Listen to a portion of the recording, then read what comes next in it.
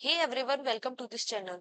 तो आज हम इस वीडियो में बात करने वाले हैं मनी एंड मनी सप्लाई के बारे में, जो कि एक बहुत इंपॉर्टेंट चैप्टर है for the government exams perspective, specially for UPSC perspective.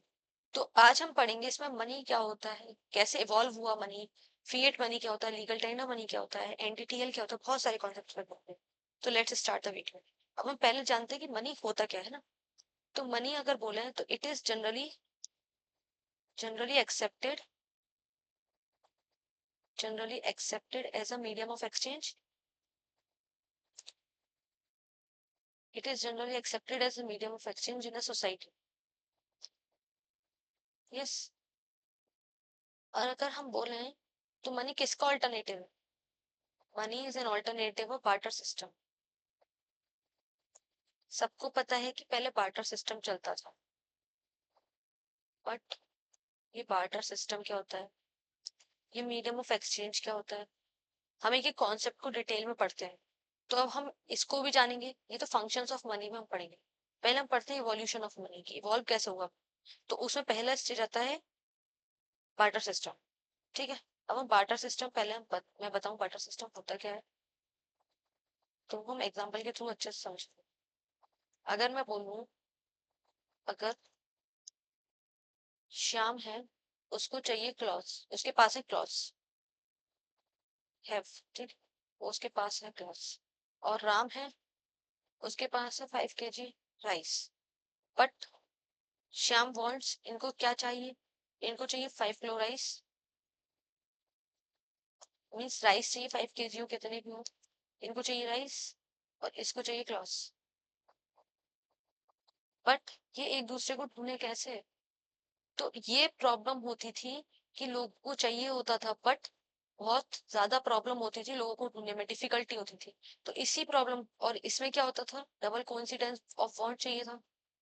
Wants को सेटिस्फाई करने के लिए दोनों का मिलना भी तो जरूरी है, तभी तो डबल कोइंसिडेंस ऑफ वांट्स बनेगा।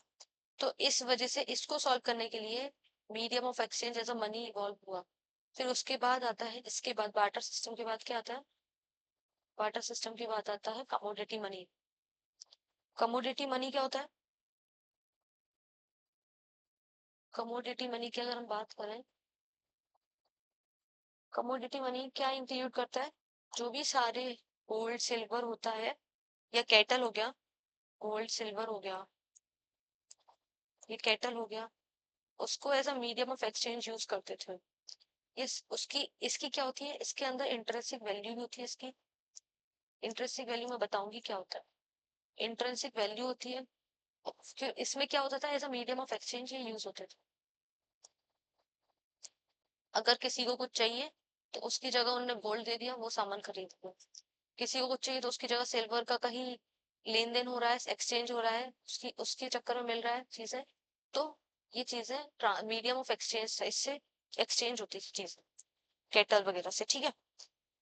अब आता है, फिर बात कर लेते हैं बार्टर सिस्टम की। बार्टर सिस्टम का direct exchange of goods and services, no standardised medium, कोई भी स्टैंडर्डाइज्ड मीडियम नहीं है।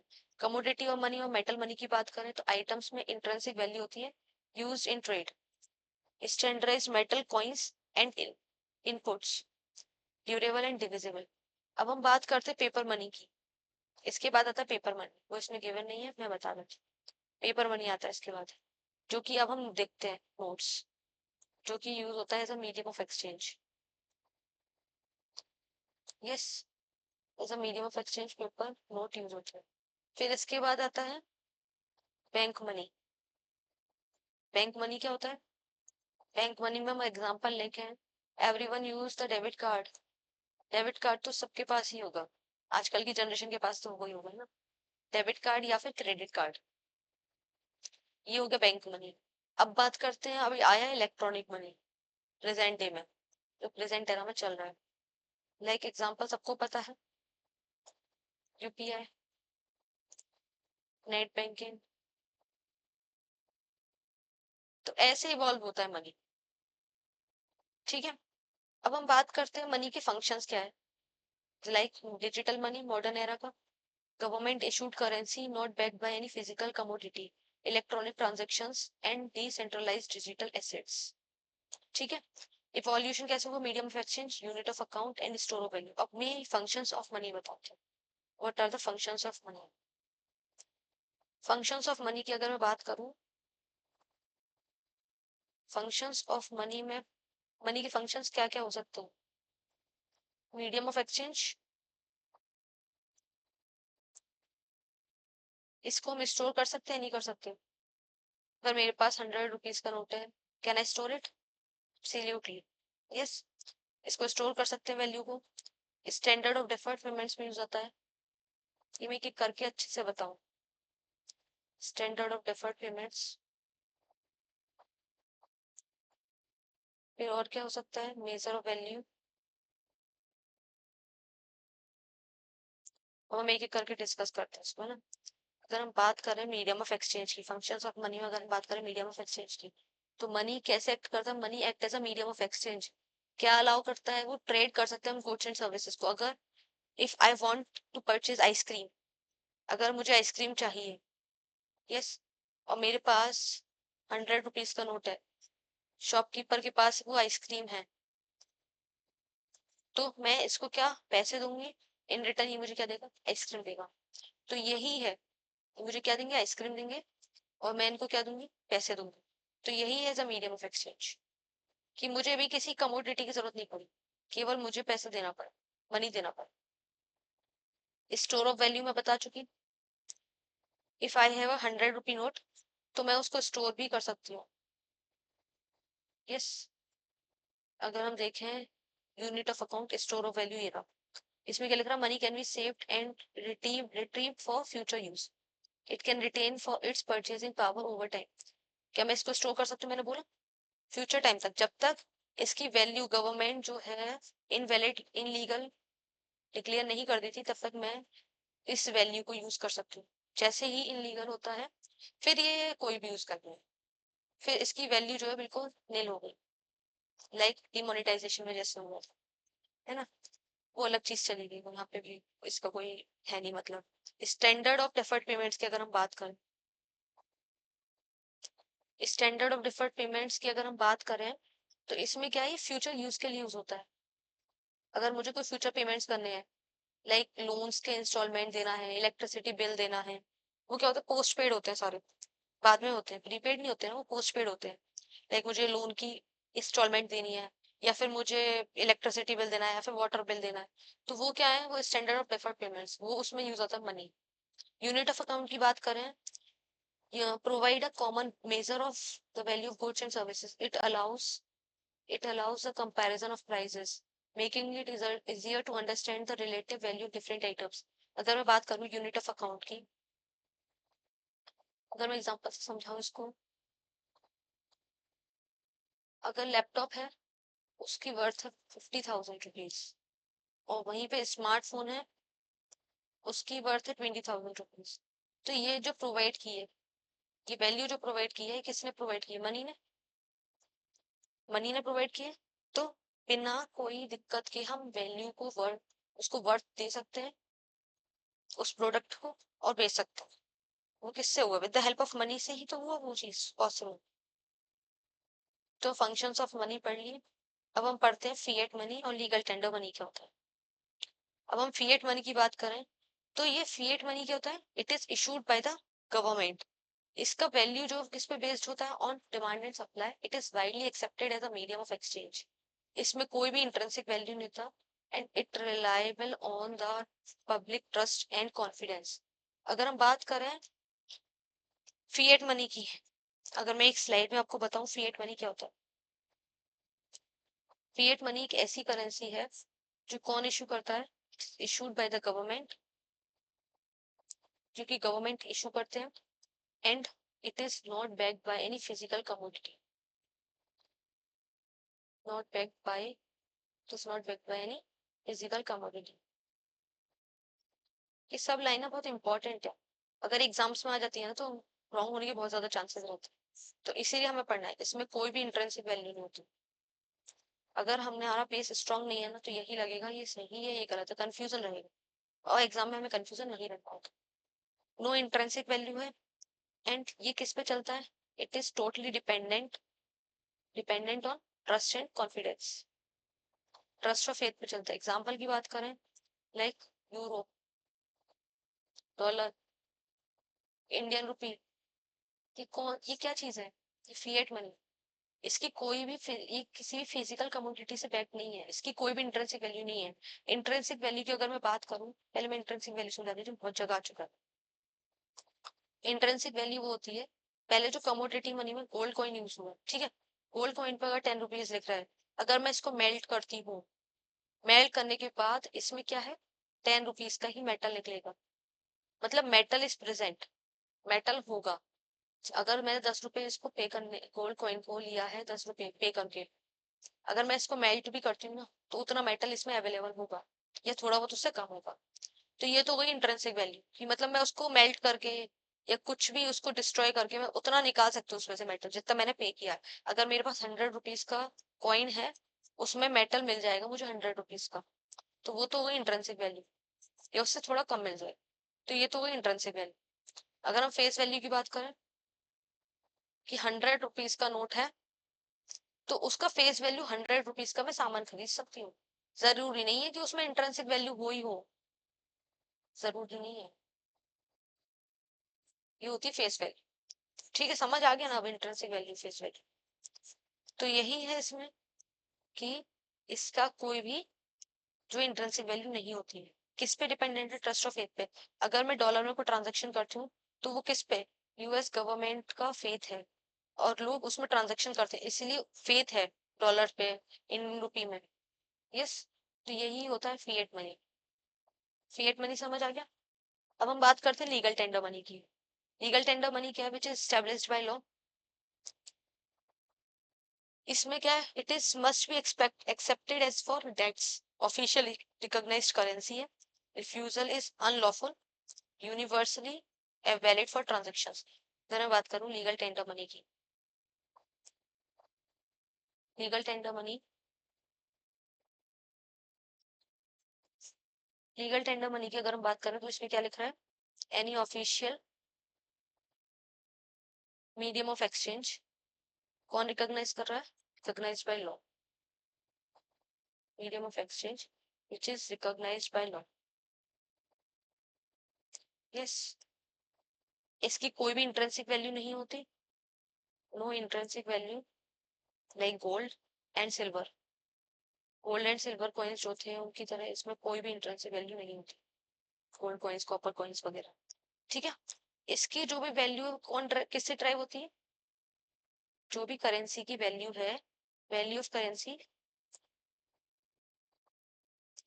वैल्यू ऑफ करेंसी और कॉइन्स जो हैं, उसकी वैल्यू कहाँ से डिराइव होगी? It is derived from the, किसने गारंटी प्रोवाइड की है? Guaranteed, guarantee provided by issuing authority. अगर हम 100 रुपीज का नोट देखें या 10 रुपीज का नोट देखें, तो उस पे गवर्नर ऑफ आरबीआई प्रॉमिस करते हैं, प्रॉमिस नोट लिखा होता है। यस, एक बार आप देखिएगा। तो वो कौन इशू कर रहा है? गारंटी ले रहे हैं governor of RBI, Indian rupees की, it is officially recognised by law, और उस पे गवर्नर ऑफ आरबीआई के साइन हो रहे होते हैं, और वो प्रॉमिस करते हैं बियरर को। तो यही है legal tender money. Legal tender क्या है? Which is officially recognised by law, it is used to monitor transaction. और क्या बोल सकते हैं इसमें? इसकी जो वैल्यू ड्राइव होती है करेंसी की, वो कौन ड्राइव करता है? किसकी हेल्प से होता है? इशूइंग अथॉरिटी की हेल्प से होता है। और हम कोई से भी सेटलमेंट कर सकते हैं, अगर हमने रिफ्यूज किया, इट इज अनलॉफुल, हम इलीगल है, इसको हम रिफ्यूज नहीं कर सकते एनी केस, इसको हम रिफ्यूज बिल्कुल नहीं कर सकते। अगर कोई मुझे पेमेंट कर रहा है 500 रुपीज में, 100 रुपीज के नोट में, तो I can not refuse it, मैं रिफ्यूज नहीं कर सकती इसको कि मुझे 500 का ही नोट चाहिए, मैं 100 रुपीज के नोट नहीं एक्सेप्ट करूँ, इट इज इनलीगल। अगर हम बात करें लीगल टेंडर मनी, दो पार्ट्स में क्लासिफाइड होती है। वो कौन कौन सी है? Limited legal tender and unlimited legal tender. अगर हम लिमिटेड की बात करें तो इसमें कॉइन्स वगैरह भी, और इसमें नोट्स में। अगर सपोज करो मुझे 1 करोड़ का पेमेंट करना है तो मैं वो नोट्स में ही कर सकती हूँ, वो कॉइन्स में तो मैं नहीं कर सकती, पूरे ट्रक की ट्रक थोड़े ना भेजूंगी, और लोग वो एक्सेप्ट ही नहीं करेंगे। तो इसीलिए लिमिटेड लीगल टेंडर। अब कॉइन्स क्या, limited legal tender up to 1000 rupees ही एक्सेप्ट है इन टर्म्स ऑफ कॉइन्स। अगर मैं कॉइन्स में करना चाहूंगी पेमेंट तो 1000 तक ही कर पाऊंगी, इससे ज्यादा कोई भी इंसान मना कर सकता है, वो इनलीगल नहीं है। ये थोड़े ना इंसान ट्रक की ट्रक जा रहे हैं, वो काउंट ही काउंट करा पड़ा है, उसके 4 दिन निकल गए, ऑब्वियस सी बात है, पॉसिबिलिटी है ही नहीं ना, इसलिए लिमिटेड लीगल टेंडर। ठीक है, समझ आ गया। अब मैं एक बात और बता देती हूँ, जो भी नोट्स होते हैं, all notes are issued by the RBI except 1 rupee note, except 1 rupee note, this is the most important point, 1 rupee note. 1 rupee note के अलावा कोई भी इशू नहीं होता। और 1 रुपी नोट को कौन इशू करता है? It is issued by the ministry of finance. और इस पर साइन कौन करता है? Sign by the finance secretary, finance secretary sign करता है। ठीक है, 1 रुपी नोट का सारे नोट्स इशू करेगा बाय आरबीआई, और सारे कॉइन्स जो हैं वो कौन इशू करता है? वो इशू करते हैं गवर्नमेंट ऑफ इंडिया, बट उनका डिस्ट्रीब्यूशन और मैनेजमेंट कौन संभालता है? वो संभालते हैं आप। ठीक है, ये तो हो गया खत्म। अब हम बात करते हैं एनडीटीएल की, net demand and time liabilities. ये क्या चीज है? इसमें क्या है, बैंक का रोल क्या है, पहली बात तो ये मैं बताता हूँ। Bank is work as a financial institution, intermediary की तरह काम करती है, जहाँ पे हम पैसे डिपॉजिट करते हैं, और बैंक आगे चल के इन पैसों को क्या करती है, ऐसा लोन देती है। बट बैंक कुछ रिजर्व भी तो रखती होगी, ऐसा रिजर्व भी तो रखती होगी। क्यों रखती है रिजर्व? अगर कोई आया डिपॉजिट जिसने किया, उसको पैसा भी तो चाहिए अपना, कभी चाहिए तो वो रिजर्व में से आराम से निकाल के दे सकता है, और बाकी का पैसा वो लोन में दे देती है। तो ये रिजर्व का जो परसेंटेज है, कौन डिसाइड करता है? It is decided by the RBI. अब हम बात करते हैं एनडीटीएल की। एनडीटीएल क्या है? Total deposits liabilities to public and other government other banks, total deposit liabilities. अब मैं बता देती हूँ, एनडीटीएल में क्या हो रहा है, डिमांड एंड टाइम लाइबिलिटीज की बात होगी। अगर हम बात करें डिमांड में क्या क्या हो सकता है, इसमें करेंट अकाउंट हो सकता है, इसमें सेविंग अकाउंट हो सकता है, और टाइम लाइबिलिटीज में क्या हो सकता है, इसमें हो सकता है FDs means fixed deposit and recurring deposits. ये लाइबिलिटीज कैसे हैं ये पहले मैं बताऊँ। बैंक्स, अगर मैं डिपॉजिट कर रही हूँ पैसा, अगर मैं बैंक में जाके डिपॉजिट कर रही हूँ, तो बैंक के पास, बैंक के लिए क्या है, लाइबिलिटी है ना, बैंक को मुझे वापस देना ही देना है, ये मेरा एसेट है, ये मेरा एसेट है ना, जो मेरी चीज है वो मेरे लिए एसेट है, और मैंने दूसरों को दिया है, और उसके बदले उसको रिटर्न भी तो करनी है वो पैसा मुझे। तो वो क्या होगा, बैंक के लिए लाइबिलिटी होगा। अगर बैंक ने मुझे मुझे पैसा दिया है, तो मेरा जो बैंक का पैसा है वो मेरे लिए लाइबिलिटी है, और बैंक के लिए वो वाला पैसा एसेट है। मीन्स लोन जो वो एसेट के तौर पे कंसीडर होगा, और मेरे लिए लोन क्या होगा, लाइबिलिटी, क्योंकि मैंने पैसा दिया है, वो बैंक ने पैसा दिया है मुझे। ठीक है, इसमें हो गया saving account and current account. Saving account जो है वो बिजनेसमैन यूज करते हैं, और इसमें नो इंटरेस्ट, कोई भी इंटरेस्ट नहीं मिलता है। और सेविंग अकाउंट जनरली लोग खुलवाते हैं, इसमें इंटरेस्ट मिलता है। बट एफडीज जो है उसमें लमसम अमाउंट पूरा जाता है, पूरा हो जाता है एकदम, एकदम डिपॉजिट होता है, उसका फिर टेन्योर होता है, 2 साल के लिए कराए, 3 साल के लिए कराए। इसमें हाई रेट ऑफ इंटरेस्ट होता है, क्योंकि इसमें ऑप्शन नहीं होता निकलवाने का। अगर निकलवाने की कोशिश की टाइम पीरियड से पहले, तो एज अ पेनल्टी हमें कुछ अमाउंट देना होता है। ठीक है, इसमें हाई इंटरेस्ट रेट मिलता है, इसमें लो इंटरेस्ट रेट होता है, क्योंकि इसमें कोई चक्कर नहीं है ना फिक्स्ड डिपॉजिट्स में, क्योंकि उतने डिपॉजिट, उतने टेन्योर के लिए वो कहीं पैसा अपना लोन को दे सकते हैं, लोन में दे सकते हैं। ठीक है, और आरडीज क्या होती है, रिकरिंग डिपॉजिट्स, जैसे एलआईसी के केस में होता है, अगर हमने कोई भी कुछ भी कराया है, लाइफ इंश्योरेंस वगैरह, तो उसमें क्या है, हमारी डिपॉजिट्स जाते हैं, हर महीने इंस्टॉलमेंट जाती है, और फिर इन रिटर्न हमें एंड ऑफ द डे, जहाँ पे हमारा टेन्योर खत्म हो रहा होता है, तो पूरा पैसा हमें मिल जाता है। तो वही होती है आरडी। ठीक है, ये बैंक के लिए क्या है, लाइबिलिटीज, ये बात हो गई। अब हम बात करते हैं डिमांड लाइबिलिटीज में, मैंने बता दिया करंट अकाउंट डिपॉजिट से, और ये डिमांड डिपॉजिट सेविंग अकाउंट, ये सब मैंने बता दिया। टाइम लाइबिलिटीज में भी मैंने बता दिया, और टाइम लाइबिलिटीज में मैंने बता एफडीज बता दिया, रेकरिंग डिपॉजिट्स बता दिया, इंटरेस्ट, एक्रूड, बिल्स पेबल, ये सब अलग चीज है। अब हम बात करें एनडीटीएल की, मैं बात कर ली। एनडीटीएल का इंपॉर्टेंस क्या है, रिजर्व रेशियोज जो है। अब मनी कैसे क्रिएट होता है, रिजर्व्स मैंने बताया। रिजर्व्स जो है दो तरीके के, बैंक को सेव करना होता है एज अ रिजर्व पैसा, एक सीआरआर की फॉर्म में, एक एसएलआर की फॉर्म में। सीआरआर मीन्स जो कैश की फॉर्म में करना होता है डिपॉजिट, और ये कहाँ पे रखा जाता है, ये आरबीआई के पास रखा जाता है। और SLR means statutory liquidity ratio, means liquid रखना है हमें एसेट को। लिक्विड में क्या क्या हो सकता है, कैश हो सकता है जो इजीली कैश में कन्वर्ट हो जाए, तो cash is also a liquid itself, ठीक है। कैश हो गया, गोल्ड हो गया जो बहुत इजीली कन्वर्ट हो जाता है, और गवर्नमेंट सिक्योरिटीज हो गया। ये कहाँ पे रखा रहता है, ये बैंक्स अपने पास रखते हैं, और इससे अर्न करती है इंटरेस्ट। कैसे अर्न करती है, गवर्नमेंट सिक्योरिटीज की हेल्प से अर्न करती है इंटरेस्ट, ठीक है। अब हम बात करते हैं मनी कैसे क्रिएट होता है इकोनॉमी में, मनी मल्टीप्लायर। अगर हम मनी मल्टीप्लायर की बात करूं, लाइक वही फिर से एग्जांपल, बैंक में मैंने डिपॉजिट किया 500 रुपीज, ठीक है। एज अ रिजर्व 10% रिजर्व है, आरबीआई ने फिक्स कर रखा है, तो 50 रुपीज एज अ रिजर्व चला गया पैसा, ठीक है। और ये मेरा एचडीएफसी में अकाउंट है, ये बाकी का पैसा लोन में दे दिया शाम को। कितना देगा, 450। फिर ये 450 जो लोन था, ये डिपॉजिट कर दिया एक्सिस बैंक में जाके। ये 450 एज अ बैंक में जमा कर दिया, तो 10% हमने रिजर्व निकाल दिए, 10% 45 रुपीज। 45 के बाद जो भी पैसा रिमेनिंग बचा, वो पैसा फिर से लोन में दे दिया। फिर उस इंसान ने जाके कहीं और डिपॉजिट किया दूसरे बैंक को, फिर से उन्हें 10% रिजर्व अपना निकाला, फिर बाकी का अमाउंट जो आगे फॉरवर्ड करते गए, और वो मनी क्रिएट होता गया इतना, जब तक ये जीरो नहीं हो जाता तब तक ये साइकिल चलती चली जाती है। और हम ये भी पता लगा सकते हैं जितना ज्यादा रिजर्व होगा, उतना बैंक को अपने पास पैसा रखना पड़ेगा, और उतना कम आगे चल के वो लोन दे पाएगी। उतना वो है, क्या है, कम आगे चल के लोन दे पाएगी, उतना पैसा कम बचेगा, और कम पैसा बचेगा तो मनी जो सप्लाई होगी वो कम होगी इकोनॉमी। तो यही चीज है कि मनी मल्टीप्लायर क्या होता है।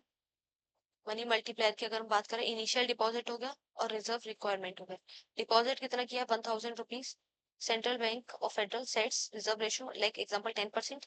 इसमें क्या है, रिक्वायर्ड रिजर्व जो है 10% कर दिया, और एक्सेस जो थे रिजर्व वो एज अ लोनेबल लोन को दे दिए, लोन में दे दिए। फिर आगे चल के लोन जो दिया है, वो बोरोअर क्या करेगा, spend the loan, create a new deposit, कि कहीं जाकर और डिपॉजिट करेगा। यस। फिर उसके बाद वो रिजर्व्स निकालेंगे, और दिस साइकिल गोइंग कंटिन्यू, ये कंटिन्यू होती चल जाएगी। मनी मल्टीप्लायर का अगर हम फॉर्मूला देखें, अगर हम मनी मल्टीप्लायर का फॉर्मूला देखें, मनी मल्टीप्लायर का फॉर्मूला देखें तो क्या होगा, ये किस पे डिपेंडेंट है, 1 अपॉन रिजर्व रिक्वायरमेंट। जितनी रिजर्व रिक्वायरमेंट कम, उतना मनी मल्टीप्लायर ज्यादा इम्पोर्टेंट, जितनी कम उतना मनी मल्टीप्लायर ज्यादा, और जितना ये कम, जितना ये ज्यादा, उतना मनी मल्टीप्लायर कम, मीन्स इनवर्स रिलेशनशिप है, इनवर्स रिलेशनशिप है। टोटल मनी सप्लाई कैसे इंक्रीज होता है, initial deposit into money multiplier, कितनी बार मनी मल्टीप्लाई हुआ है, तो वही होता है टोटल मनी सप्लाई, कितनी बार सप्लाई हुआ है इकोनॉमी में मनी, कितनी बार डिमांड क्रिएट हुआ, वो कहीं जाके डिपॉजिट हुआ। इसका इंपॉर्टेंस क्या होता है, मॉनेटरी पॉलिसी इन्फ्लुएंस करता है इन्फ्लेशन को और इकोनॉमिक ग्रोथ को, हेल्प फैसिलिटेट करता है money creation, assumes bank lets all excess reserves, public holds on no cash and no constant reserve issue, ठीक है। आज हम इस टॉपिक पे यहाँ तक एंड करते हैं, पार्ट 2 में जो भी रिमेनिंग टॉपिक्स बचे हैं वो कंप्लीट करते हैं। अब हम देख लेते हैं इसमें हमने क्या क्या पढ़ा। इसमें हमने पढ़ा मनी क्या होता है, यस, इवोल्यूशन ऑफ मनी क्या होता है, फिएट मनी और लीगल टेंडर मनी क्या होता है। आप मुझे बताएंगे फिएट मनी और लीगल टेंडर मनी में डिफरेंस, और लिमिटेड लीगल टेंडर किसको बोलते हैं, और लिमिटेड लीगल टेंडर किसको बोलते हैं। लीगल टेंडर मनी, एनडीटीएल क्या होता है, सब रिवाइज करना है। एक एक शॉर्ट शॉर्ट में लिख दीजिएगा कमेंट सेक्शन में, क्योंकि इससे क्या है, वहीं पे रिटेंशन हो जाएगा पूरा। अगर नहीं होगा तो फिर आपने नोट्स बनाए उसको रिवाइज कीजिए और फिर लिखिए। इससे क्या बहुत अच्छे से रिकॉल हो जाएगा वहीं पे शॉर्ट में। एनडीटीएल मैंने बोल दिया, एनडीटीएल क्या होता है, एनडीटीएल की फुल फॉर्म लिखनी है पहले तो, और फिर रिजर्व। मनी मल्टीप्लायर का फॉर्मूला क्या होता है, मनी मल्टीप्लायर का फॉर्मूला क्या होता है ये बताना है। ठीक है, ये सारे आपको बताने हैं क्वेश्चंस, और अच्छे से रिवाइज कीजिए। Till then bye bye, stay tuned for the next video.